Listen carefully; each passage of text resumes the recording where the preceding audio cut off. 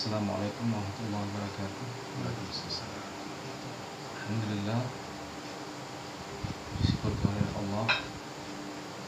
Keadaan dirinya kita selalu bersyukur, meskipun segala syukur dan segala puja-puji kita tidak bisa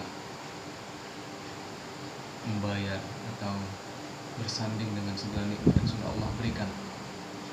Tapi itulah yang bisa kita lakukan, ya.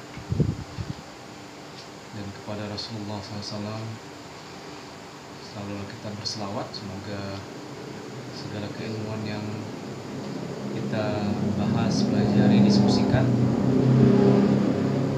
mendapat kemudahan melalui keberkahan beliau, dan Allah memberikan kita pemahaman yang baik, karena keseluruhannya ini adalah atas hikmah yang sudah Allah letakkan pada Nabi Muhammad SAW. Pada materi kita saat ini adalah hikmah sholat dan menyebut nama Allah. Mari kita buka yang hikmah sholat. Silahkan dibaca beberapa saat.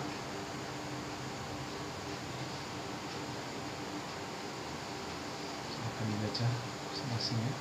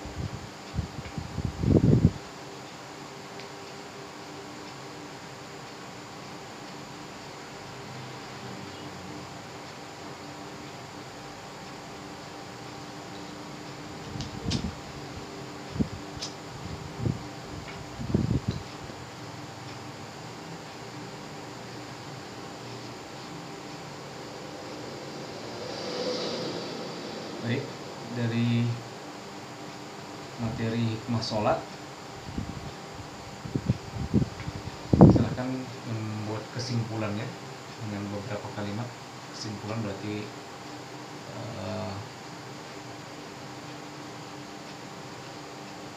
beberapa kalimat yang menggambarkan tentang kesimpulan dari hikmah sholat ini. Kita mulai dari Pak Yusni, apa kira-kira yang didapat dari ini? Terima kasih. Hikmah sholat ayat 5 berdasarkan ayat 5 pada hikmah sholat. Sholat hikmah pada bagian ini adalah surat kelima pada sholat, yaitu ikrar bersumpah yang diucapkan setiap hari sebanyak kita mau menyampaikan rokaat pada sholat 17 kali. Setiap hari 17 kali kita mengucapkan sumpah setia, yaitu pada 5 ia kenal Allah, 2 ia kenal nasta'in. Artinya di sini adalah perjanjian kita yang melalui sumpah yang disaksikan setiap waktu. Nah, sholat sebagai jantungnya Al-Fatihah. Kemudian ini adalah secara tersirat, yaitu sebagai sirat atau jalan untuk kita bisa menghadap kepada Allah.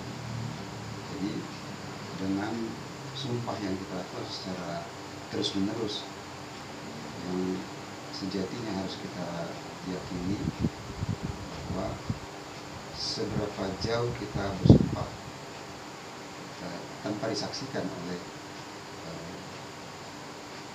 ahli saksi, berarti akan sia-sia lah sholat yang dilakukan setiap waktu. Jadi di sini kita bersumpah atau berikrar melalui sholat sebagai syirat, sebagai penghambaan diri kita kepada Allah. Mungkin saya sampaikan. Baik, terima kasih Pak Ismi. Silakan Ustaz Khair memberi kesimpulan, padahal ini materi ini adalah kesimpulan dari penjabaran yang sangat luas yang lalu ya kan. Ini bisa disimpulkan lagi. Silakan Ustaz Khair, gimana menyimpulkannya? Hikmah sholat.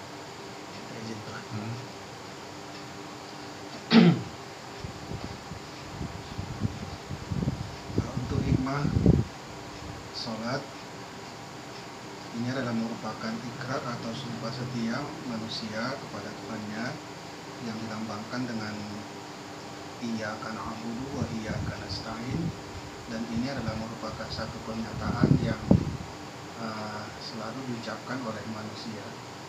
Dan kemudian kita lihat iyyaka na'budu wa iyyaka nasta'in ini dipraktekkan di dalam sholat, dan itu selalu artinya sholat itu adalah sebagai medianya, sebagai penghubungnya untuk mencapai atau menguatkan ikrar tadi.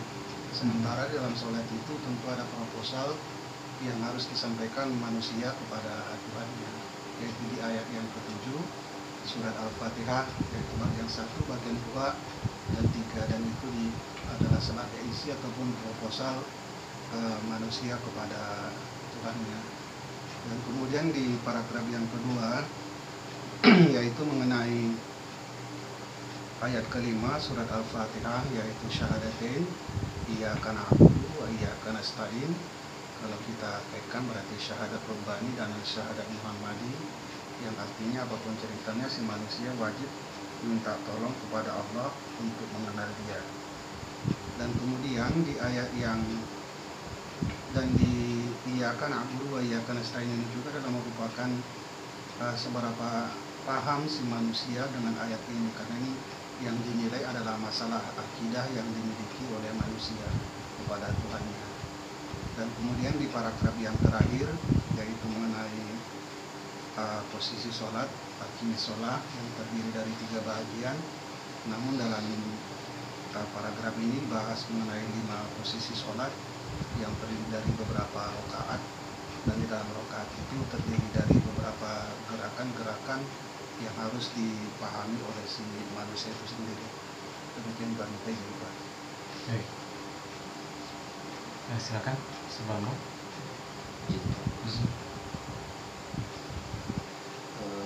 pada bagian ini menjelaskan bahwa sholat itu isinya adalah ikrar atau sumpah, sebagaimana ini menjadi jantung Al-Fatihah.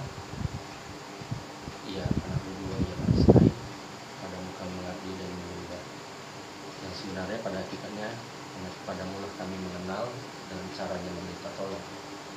Dan ini sejalan dengan syahadat, ikrar dan sumpah ini sejalan dengan syahadatain, di mana ini menjadi dasar akidah yang nanti akan dinilai, bahwa nilai akidah seorang itu dinilai dari seberapa paham dia tentang sholat yang dikerjakannya. Paham di sini artinya paham dengan apa yang menjadi rahasia khususnya dalam setiap gerakan-gerakan sholat itu, dan tentu dengan mempraktikkan dengan keduanya itu sama. Itu aja ya. Baik, terima kasih atas semua pendapatnya. Jadi sebelum kita menyampaikan mengenal sholat, kita harus berhasil menyampaikan materi ini nih, hikmah sholat. Mengenal sholat itu udah detail, itu panjang. Ini dulu sih sebenarnya yang harus dibuka atau diceritakan atau disampaikan sebelum masuk pada materi mengenal sholat. Karena mengenal sholat itu jelimet dia, banyak dia kan, ramai. Tapi di sini disimpulin, kan ini kesimpulan dari mengenal sholat. Dicerita itu semua, posisi 1, posisi 2. Tinggal penjabarannya nanti ada pada materi yang mengenal sholat. Maka kita harus bisa menceritakan ini dulu untuk mencari titik tengahnya atau hal yang bisa menarik perhatian logika pendengar, logika manusia, hikmah sholat. Kenapa nggak langsung aja kepada mengenal sholat? Karena manusia itu suka teaser, suka trailer. Kalau ada film ada trailer kan? Nah ini kira-kira trailernya. Trailer itu adalah suatu hal yang sengaja membujuk para pendengar atau para viewers untuk mau mendalami atau mau memperhatikan lebih detail. Filmnya kan panjang tuh. Kalau film bisa 1-2 jam. Kalau trailer paling 1-2 menit, paling lama 3 menit gitu ya, atau 5 menit, kecil lah. Maka disinilah kita harus berhasil menceritakannya untuk memancing siapapun yang mendengar masuk kepada pelajaran yang lebih detail. Ya, hikmah sholat. Sholat di dalam surah Al-Fatihah itu adalah ayat ke-6. Benar. Ya, ayat ke-6. Ini di dalam surah Al-Fatihah. Ayat ke-6 hari apa? Hari Jumat. Nah, ihdinas siratal mustaqim. Ya. Tapi jantungnya Al-Fatihah ada di ayat 5. Isinya adalah ikrar atau sumpah. Betul nggak ini ya? Mari kita logikakan. Apa sih bacaannya? Iyyaka na'budu wa iyyaka nasta'in. Kira-kira betul nggak ini ikrar sama sumpah mirip nggak? Kita sepakati dulu nih. Ikrar apa sama dengan sumpah? Sama ya. Kita sepakat sama. Oke, ini logika. Terus betul nggak pengertiannya menunjukkan bahwa ini adalah ikrar atau sumpah? Betul nggak? Hanya kepada Engkau ya Allah kami mengabdi. Berarti harus tujuannya mau menjadi hamba Allah, benar kan? Mengabdi hamba ya. Wa, dan hanya kepada Engkau ya Allah kami minta tolong. Pada bahasan kita yang lalu, siapapun yang berkehendak atau bertujuan menjadi hamba Allah, syaratnya harus minta tolong. Karena nggak akan ada yang mampu menjadi hamba Allah kalau nggak melakukan syaratnya. Syaratnya tunggal, minta tolong, nggak ada yang lain. Ya. Nah di ayat kelima ini jelas-jelas kita berulang bersumpah-sumpah. Banyak yang melakukan sumpah palsu. Hampir keseluruhan yang melakukan sumpah palsu. Mari kita cari contohnya. Ini pakai logika. Hanya kepada Engkau ya Allah kami mengabdi. Ini apa tandanya? Hidup kami ini Allah tujuannya hanya untuk menjadi hamba-Mu ya Allah. Ini hidup loh. Makanya dibilang jantung, gak main-main. Hidup. Makanya jantung kan, jantung Al-Fatihah. Bayangkan hidup kita satu-satunya tujuan diakui sebagai hamba ya Allah. Itu muslim ya. Ini agama Islam. Jadi gak main-main ini kalau diartikan. Lantas kita berikrar lagi, dan satu-satunya cara untuk menjadi hamba-Mu ya Allah, kami selalu minta tolong kepadamu. Apapun urusannya. Ini arti mendalamnya. Bayangkan apapun urusannya ya Allah, kami wajib minta tolong. Itu caranya kami supaya diakui sebagai hamba-Mu ya Allah. Jadi ini bukan sumpah main-main. Dalam bahasan kita yang lalu-lalu lagi, bahwa 99% manusia melakukan sumpah palsu. Sumpah palsu loh, gak main-main. Bayangkan bagaimana kita menghadapi pengadilan akhirat nanti. Sumpah palsu, di dunia ini sumpah palsu yang ngeri. Bagaimana kita menghadapi di akhirat? Kenapa ini palsu? Silahkan lihat aja kelakuan manusia secara umum. Lihat kelakuan manusia secara umum. Betul nggak dia bermohon pertolongan kepada Allah. Betul nggak manusia-manusia yang mengaku Islam itu mau menjadi hamba Allah? Bagaimana kita buktikannya? Mari kita lihat. Di ayat kelima adalah Iqra, surah Al-Fatihah. Inilah perlambang syahadat, hukum Islam kan? 5, 6, 7. Nah, maka caranya membuktikan kita bersumpah palsu atau enggak adalah Allah letakkan pada hukum dasar pada agama Islam, hukum syariat Islam. Mana dia? Syahadat, sholat, zakat.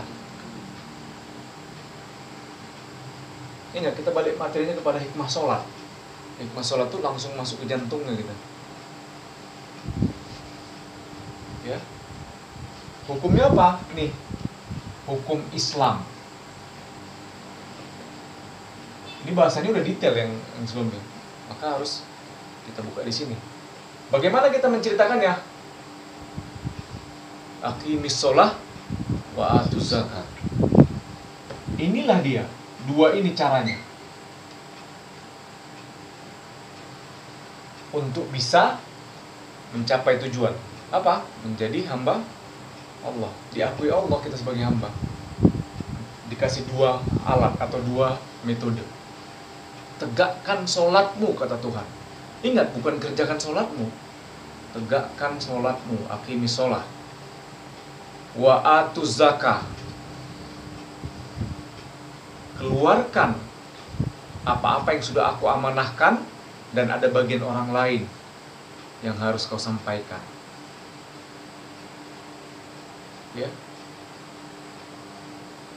udah sampai di sini dapat hikmah sholat. Oh, itu ya hikmah sholat. Dicantumkan dalam surah Al-Fatihah, yang setiap sholat adalah wajib dibaca berulang-ulang setiap rakaat. Setiap rakaat baca Fatihah, rakaat kedua baca lagi, 3 baca terus. Wajib. Isinya sumpah. Pertanyaannya adalah, apakah sumpah itu palsu atau enggak? Nah, Allah akan buktikan di sini. Aqimis sholah. Udah tegak nggak sholat kita?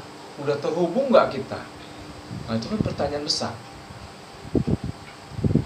Ketika seseorang ditanya mengenai hal ini, udah tegak sholatmu? Ketika dia bilang sudah, maka dia wajib mempertanggungjawabkan sudah itu. Oke, ceritakan bagaimana tegaknya sholat. Jadi jangan main-main, ya aku udah menegakkan sholat. Itu ditanya nanti lebih detail. Coba jelaskan bagaimana tegaknya sholat. Mau panjang tuh.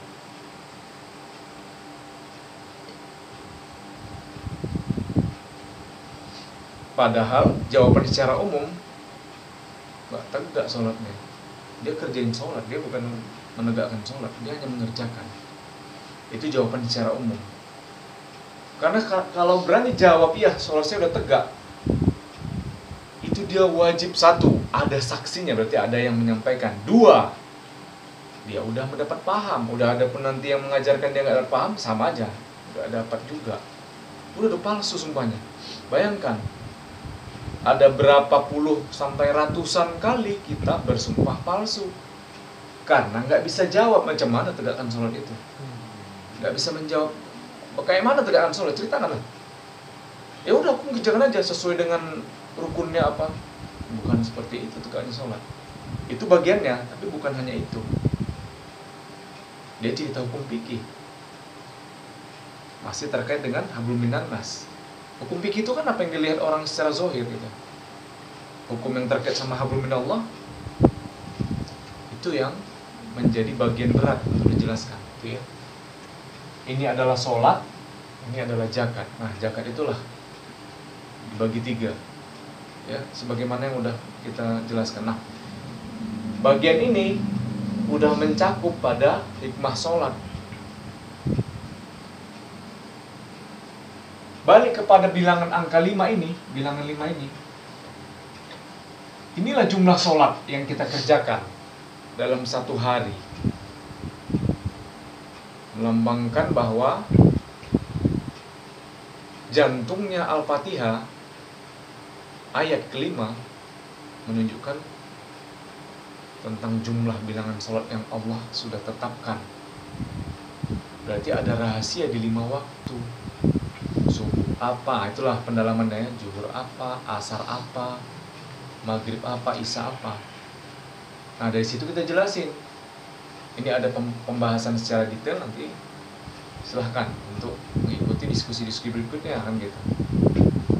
Jadi jumlah atau angka 5 ini enggak kebetulan, enggak dibuat Allah kebetulan kayak gitu, enggak. Semuanya punya atau reasonable dalam bahasa akademisinya, ada alasannya dan semuanya tepat dan ketat. Maka disebut jantung Al-Fatihah, jelas alasannya kan? Karena dia merupakan inti kehidupan. Jadi hidup seorang manusia itu ingin diakui sebagai hamba, dan caranya hanya satu, minta tolong.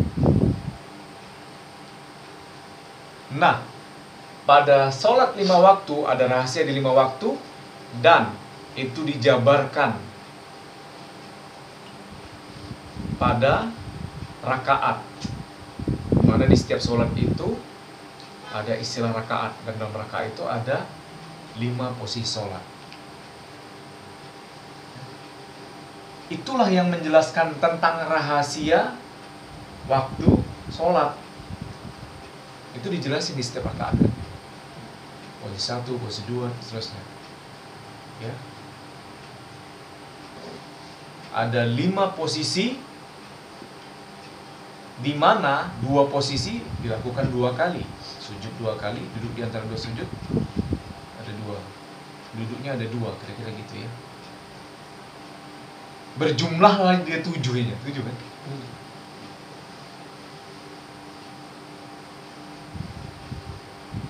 Nah, keseluruhan ini, khususnya hikmah sholat yaitu jantung Al-Fatihah. Jantung Al-Fatihah ini menceritakan syahadat, di mana ayatnya adalah ayat 1 surah Al-Fatihah. Bismillahirrahmanirrahim. Tolong ya Allah. Jadi iyyaka na'budu ya, wa iyyaka nasta'in. Untuk bisa menjadi hamba Allah, lakukanlah 2 cara ini. Pada saat kita melakukannya, bermohon pertolonganlah kepada Allah. Iyyaka nasta'in. Maka bismillah itu adalah hukum syariat. Hukum-hukum, ini dia. Kewajiban manusia untuk berusaha riyadhah secara rutin 5 waktu. Sedangkan Ar-Rahmanir Rahim itu adalah nilai yang mau dicapai. Maka orang yang diakui sebagai hamba Allah, ayatnya adalah 2, 3, 4. Itu hamba Allah.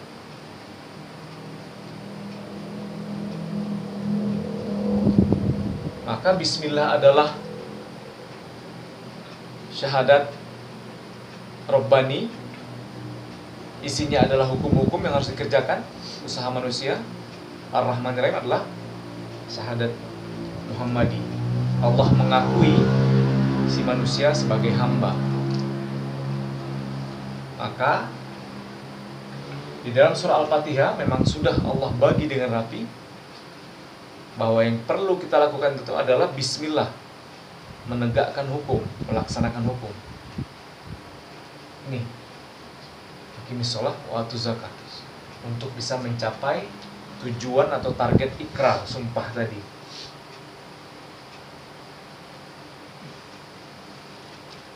Siapa-siapa yang sudah mendapati pernyataan Allah Ar-Rahmanir Rahim, itulah hamba Allah yang Allah kasihi dan Allah sayangi.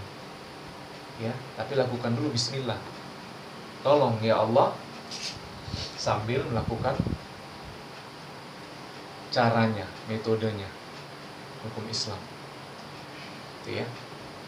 Nah, inilah bagaimana kita menceritakan tentang hikmah sholat sebagai trigger atau pemancing kepada orang-orang yang mendengar.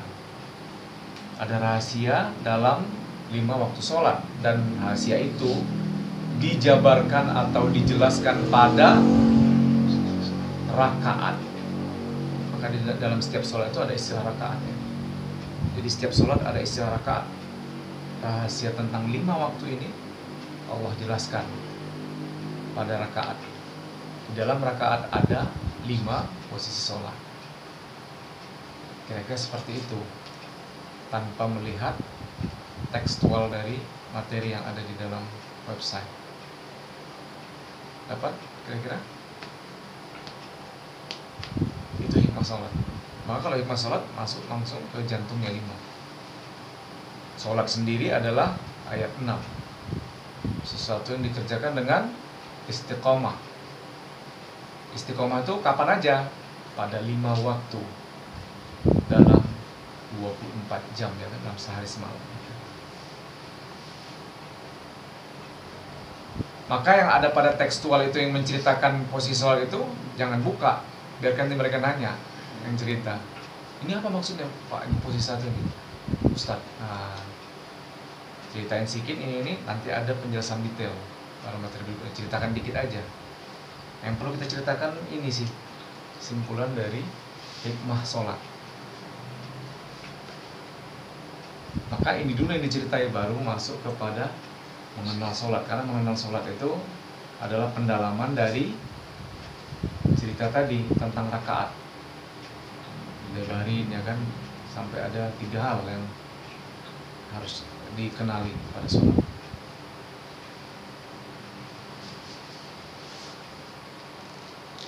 Maka Islam itu adalah 5, 6, 7. 2, 3, 4 itu adalah apa itu 2, 3, 4? Iya, ihsannya ada pada Bismillahirrahmanirrahim, karena udah segandeng ya, sudah Allah akui ya, Allah sudah mengakui si manusianya sebagai hambanya gitu.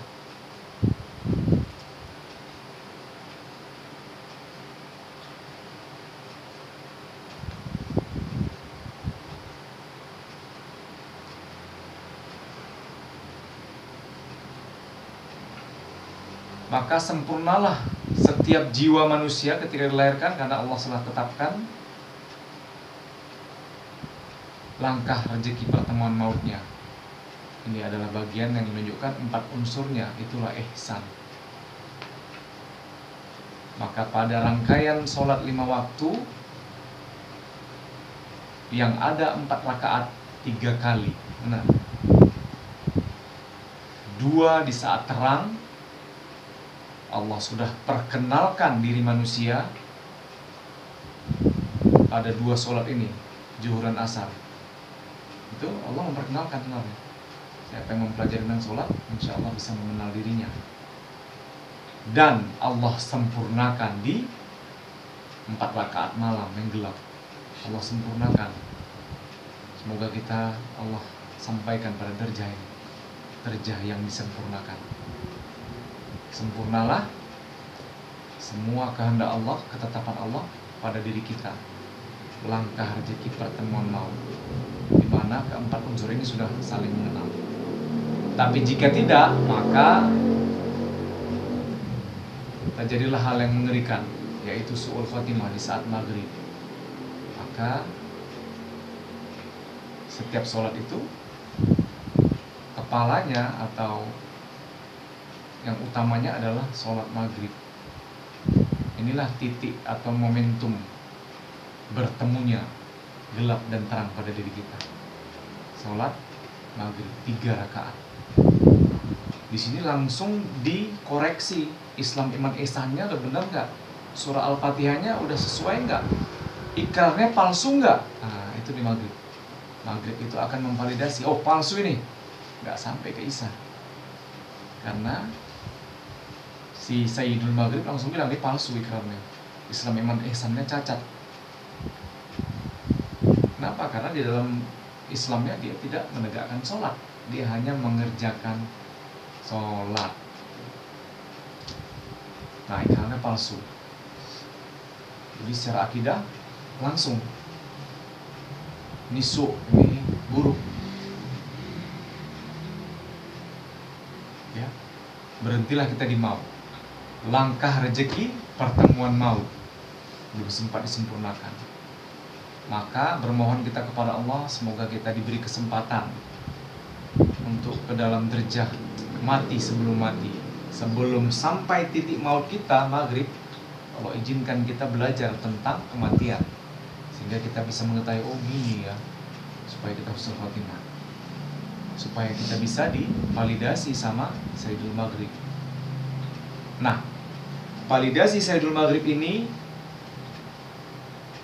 dipengaruhi sangat kuat oleh Sayyidinal Jumu'ah di hari Jumat, sholat zuhur di hari Jumat ya. Jadi kalau nggak dapat validasi atau sertifikasi dari sholat Jumat itu, maka Sayyidul Maghrib langsung bilang ini nggak bagus. Jadi nggak sampai ke Isya. Tapi kalau misalkan ini bagus, nah sebelum kita mati kita disempurnakan. Itulah sholat Isya 4 rakaat ya. Pengenalan kita Allah sempurnakan.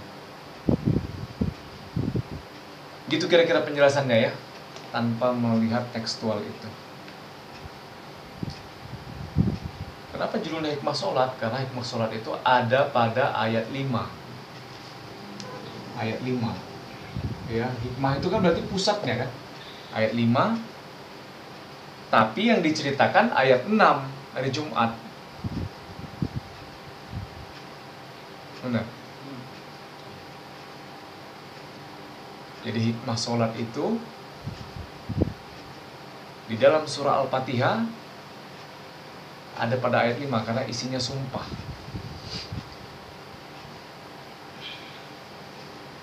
Pernah dengar gak Ustadz bilang kayak gitu? Ayat 5 itu sumpah manusia ke Tuhan. Ini pelajaran kita terdahulu loh. Ya, Pak Yustin pada saat itu belum ada kayak ini. Tahun 2022 ini ya. Itu ikrar, itu sumpah. Bayangkan kita berulang kali sumpah palsu, tapi Allah masih menahannya. Padahal jelas-jelas disebutkan di ayat 7 ghairil maghdub waladdallin. Itu maksudnya itu sumpah palsu aja kau, makanya pasti Allah marah kan ya, tapi ditahan. Oke, biar ditahan Allah, cari gurumu, cari ya, itu ikrar sumpah palsu. Nah, puncaknya ada di ayat 1 surah Al-Fatihah. Nah, itu udah diakui sebagai hamba kalau kita sampai ke derajat itu. Gitu kira-kira ya.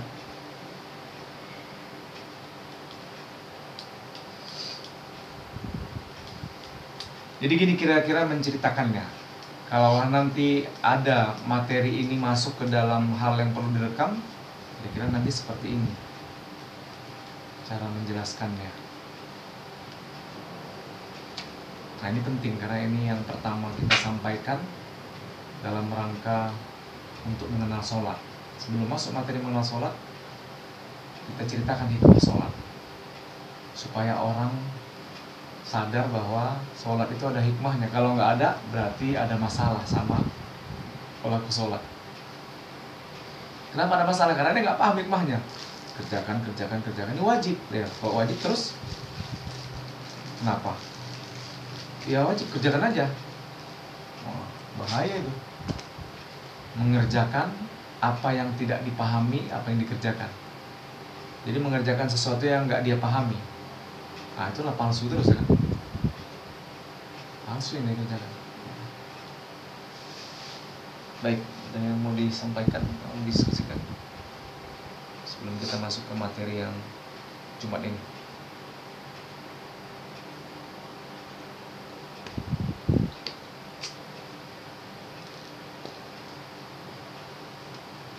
Kesimpulan Ya.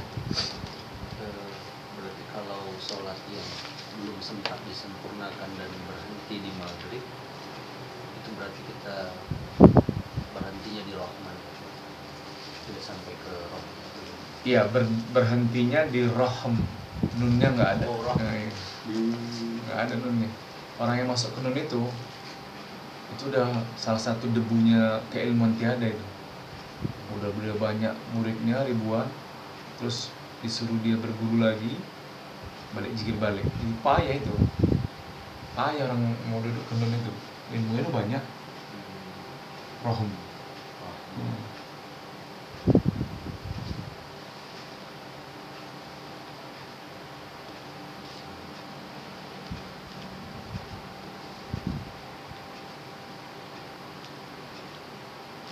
Kalau masih tersesat karena keilmuan dunia, ya masih lebih mudah lah, meskipun nggak semudah yang kita bayangkan. Tapi kalau sudah tersesat ilmu ketuhanan, nah rumit itu, rumit. Menanggalkan seluruh keilmuan yang sudah dianggap benar, ya. Padahal nggak ada ilmu yang benar sehingga Allah membenarkan langsung dalam dirinya. Selama Allah nggak membenarkan, nggak benar lagi. Salah juga enggak, karena kan hanya Allah yang tahu. Seorang guru itu kan cuma menceritakan aja, dan dia harus menyampaikan bahwa kebenaran itu hanya milik Allah dan Allah yang berhak menunjukkannya ke siapa yang Allah kehendaki. Itu adalah ungkapan yang sesuai dengan perintah Allah. Takutlah kepada Allah. Maka manusia yang wajib paling takut pada Allah itu guru-guru, tuan syekh, kiai, ustaz. Harusnya orang-orang yang paling takut. Maka dia langsung bilang dan selalu bilang bahwa saya hanya menyampaikan, kepada Allah semua dikembalikan. Innalillahi wa inna ilaihi raji'un. Mari kita bermohon pertolongan. Semoga Allah memberikan petunjuk yang sebenarnya. Jadi orang tidak mudah membenarkan atau menyalahkan, tapi orang mudah mengembalikannya kepada Allah. Nah, itu yang kita biasakan, balikan kepada Allah, nanti Allah yang beri petunjuk. Kira-kira seperti itu ya.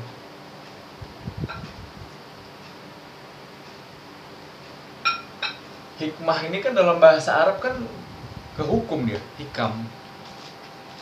Hukum kan sama, aturan. Jadi manfaat aturan kalau dalam tata bahasa, kira-kira bisa tuh Pak, manfaat dari aturan atau rahasia dari aturan, kan hukum. Dalam bahasa Arab itu terkait sama hukum, itu kan bahasa Arab sebenarnya. Hukum, hakim kan dia juga terkait sama aturan. Ya. Hikmah berarti efek dari tegaknya aturan. Jadi kalau nggak ada manfaatnya, nggak mungkin dibuat Allah aturan, ya kan? Pasti ada manfaatnya, kira-kira seperti itu. Kurang lebih lah ya pengertiannya.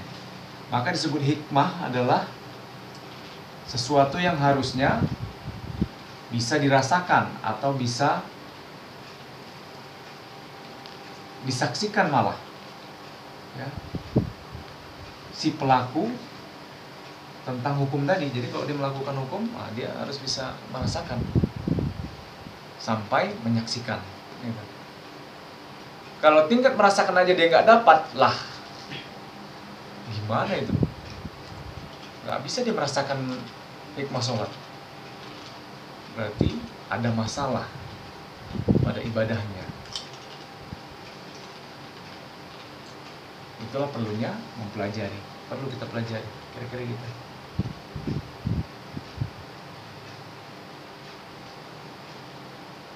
Nah, kalau masuk ke area sini, sedikit menceritakan tadi tentang rahasia 5 waktu sholat yang Allah cantumkan pada rakaat, ya, pada tiap rakaat yang ada pada sholat. Kita ceritakan sederhana aja. Posisi satunya adalah takbiratul ihram, posisi duanya sebut aja nama-namanya. Semua ini menceritakan tentang rahasia sholat, khususnya terkait dengan waktu-waktu sholat itu. Gitu ya kira-kira.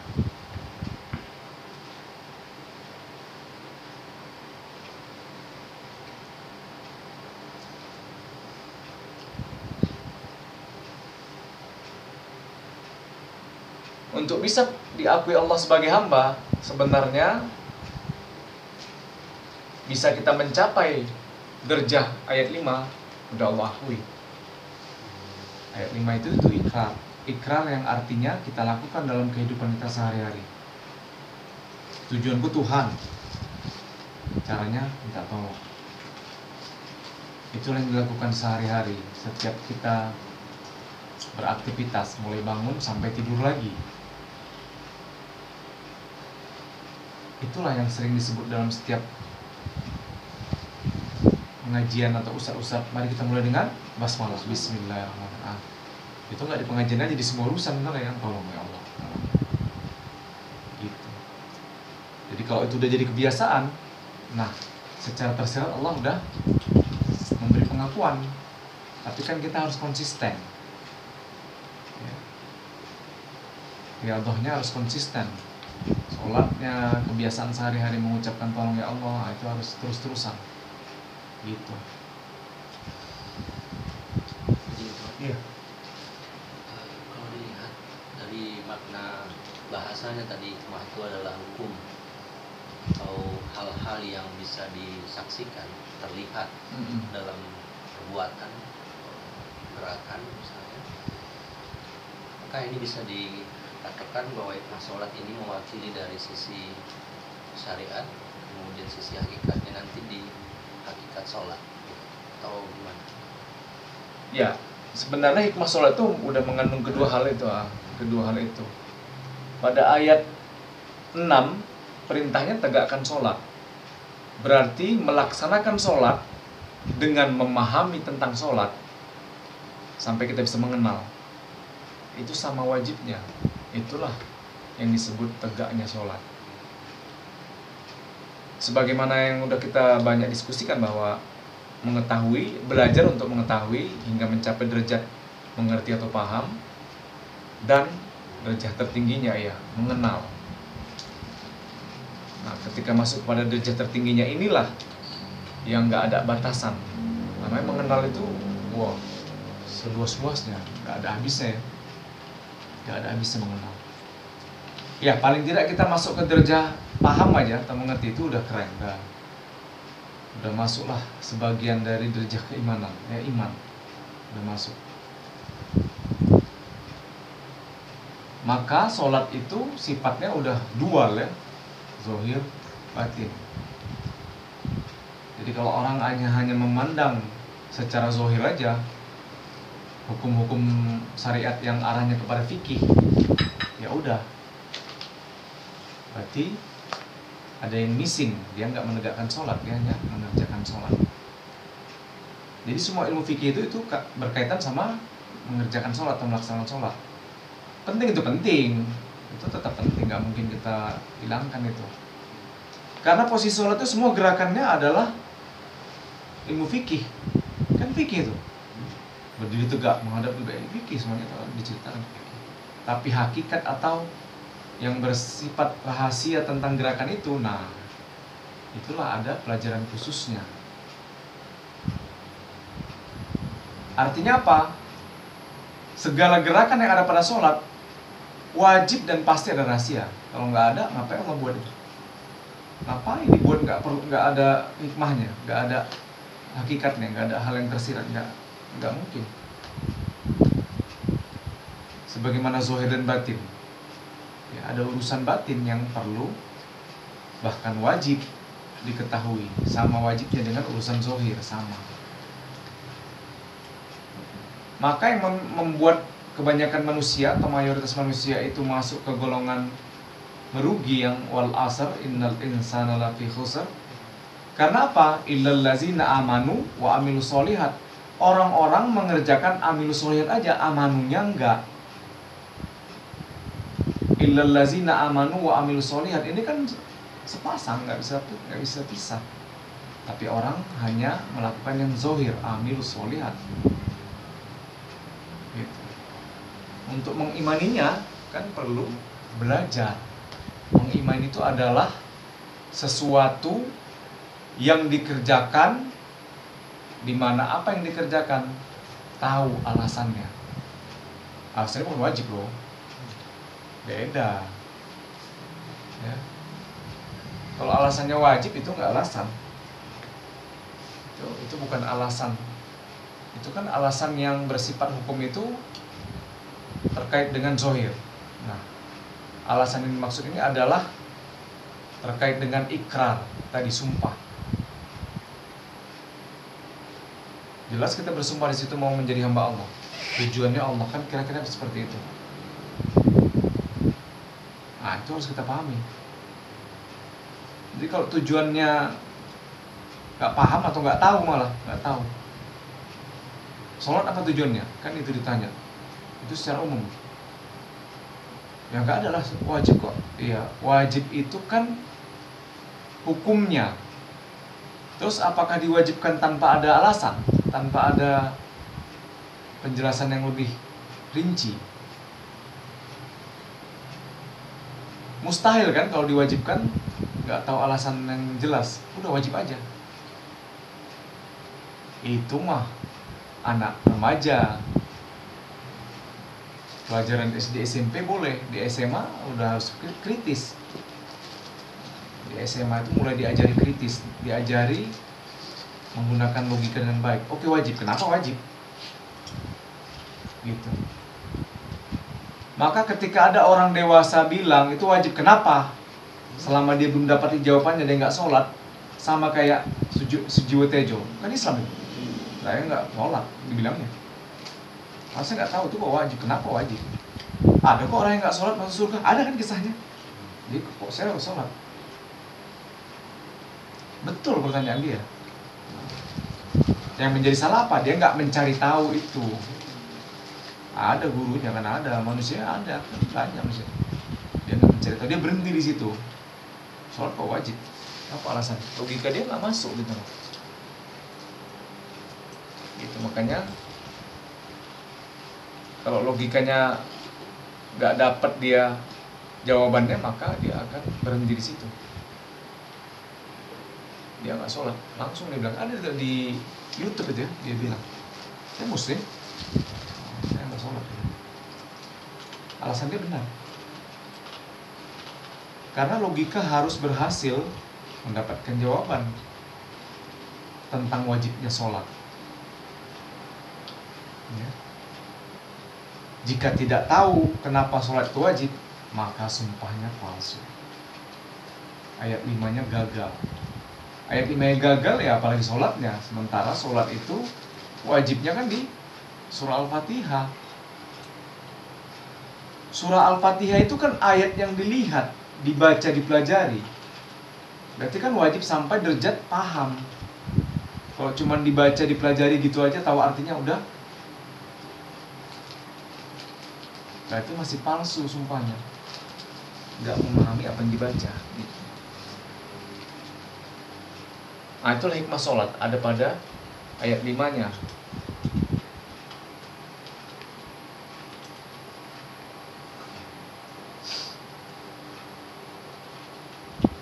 Maka ayat ke-6 yang bersesuaian dengan hari Jumat, sesuai juga dengan surahnya Jumu'ah. Jika disuruh sholat Jumat, bersegeralah untuk mengingat Allah. Udah tersambung ya kan? Nggak ada dibilang disuruh bersegeralah sholat, nggak ada. Ini menceritakan apa? Sholatmu itu intinya mengingat Allah gitu loh. Kalau kau sholat nggak mengingat Allah, jadi kau ngapain sholat? Palsu itu sholatmu, kira-kira gitu. Maka derajatmu sama orang yang nggak sholat sama, karena nggak mengingat Allah. Itu makanya Allah sindir di situ. Itu kan sindiran.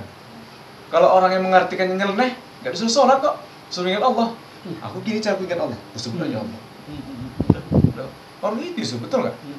Kalau diartikan secara harfiah, secara umum, artinya kan nggak ada disuruh sholat. Jika kamu disuruh sholat Jumat, bersegeralah mengingat Allah.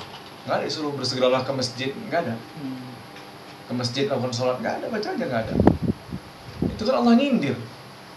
Makanya dia seru orang beriman. Kalau orang beriman harusnya udah paham kan? Oh iya, gitu. Karena ciri beriman mengingat Allah, bukan menyebut Allah. Itu materi kita berikutnya, masuk kita ya.